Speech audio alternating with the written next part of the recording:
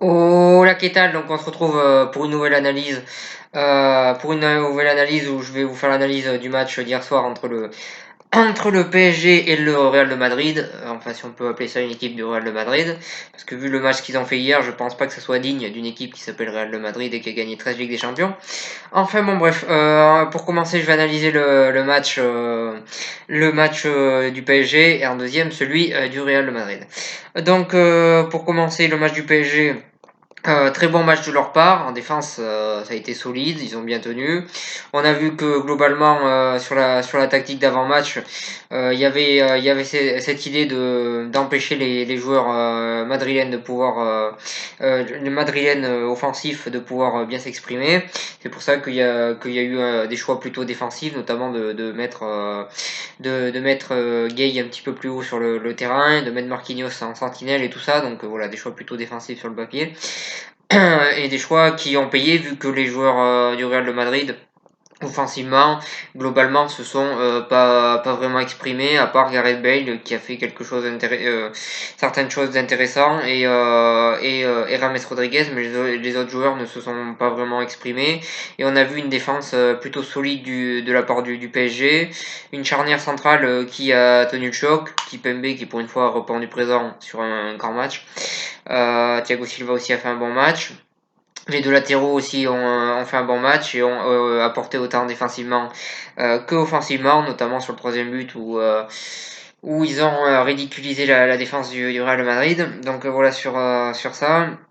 Ensuite, le milieu de terrain est plutôt intéressant, surtout Gay qui a été énorme, qui a récupéré énormément de ballons pour le PSG et qui a donné des bons ballons aussi vers l'avant. Donc voilà, très très bon match de sa part, ça a été l'un des meilleurs joueurs du match.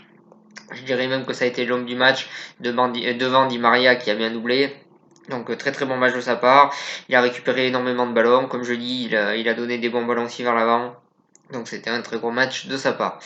Donc voilà sur ça. Ensuite, pour revenir sur les joueurs offensifs, Di Maria qui fait un très très bon match. Il vient doubler.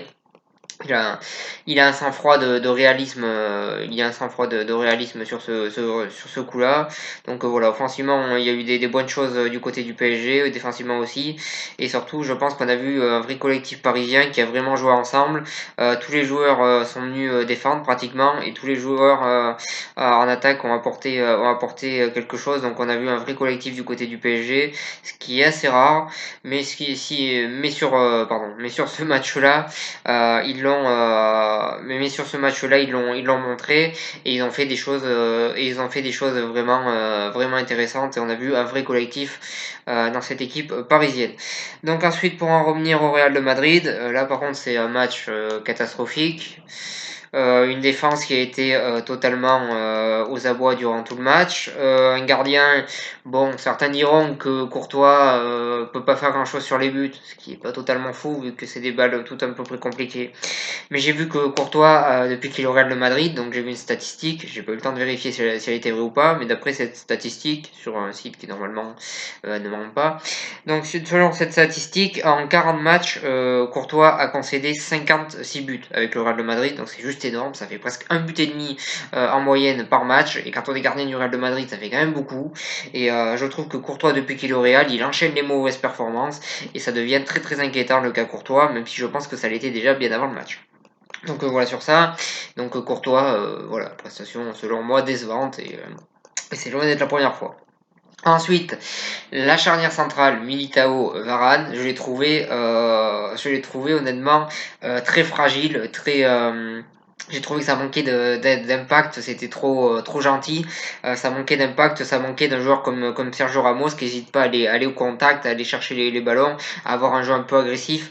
Il manquait un joueur comme ça. Je pense que c'est bien d'avoir une charnière centrale avec un joueur un peu plus agressif et un autre qui l'est un peu moins. Donc c'est-à-dire par exemple un joueur comme Ramos et un autre comme Varane ou Militao. Donc tandis que là il y avait deux joueurs qui étaient assez tendres et qui n'ont pas été assez au duel selon moi. Donc voilà sur la charnière centrale du Real. Ensuite je souhaitais revenir sur Carvajal. Il s'est pris des courants d'air durant tout le match. Donc voilà. Match très inquiétant de la part de Carvajal. Une performance très décevante. Je pense que Zidane devrait peut-être essayer de mettre son remplaçant titulaire, c'est-à-dire Adriozola. On entend beaucoup dire que ce joueur c'est l'avenir du football, ce qui est sûrement vrai parce que c'est un joueur très talentueux, mais ça serait bien que l'avenir du football soit titulaire au présent, je pense. Donc voilà sur ça. Ensuite, pour en revenir au milieu de terrain, Casimiro en grosse difficulté durant tout le match, clairement.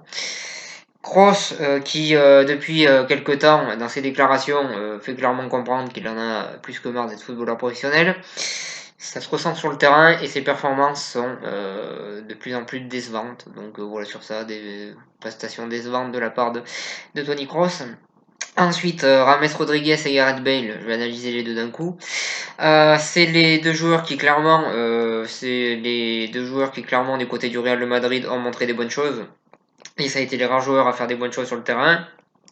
Rames a fait des passes intéressantes vers l'avant et Gareth Bale a fait ce qu'il a pu en attaque, même si ça n'a pas été évident pour lui. Mais globalement, on a les deux joueurs qui, sur ce match-là, n'ont pas été décevants, j'ai envie de dire, entre guillemets.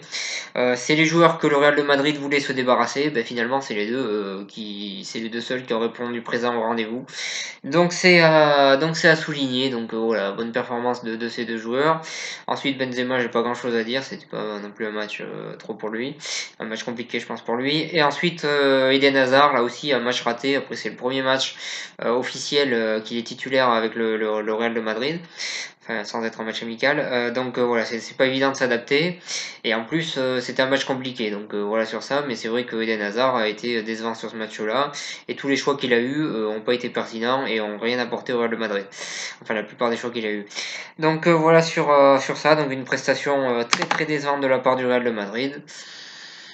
On va voir qu'est-ce que l'avenir réserve au Real. Je pense qu'il va se passer des choses dans les jours à venir, voire les semaines à venir, dans la Casablanca, si ça continue comme ça. Du côté du Paris Saint-Germain, c'est un match parfait, comme je l'ai dit, c'est vraiment un très bon match.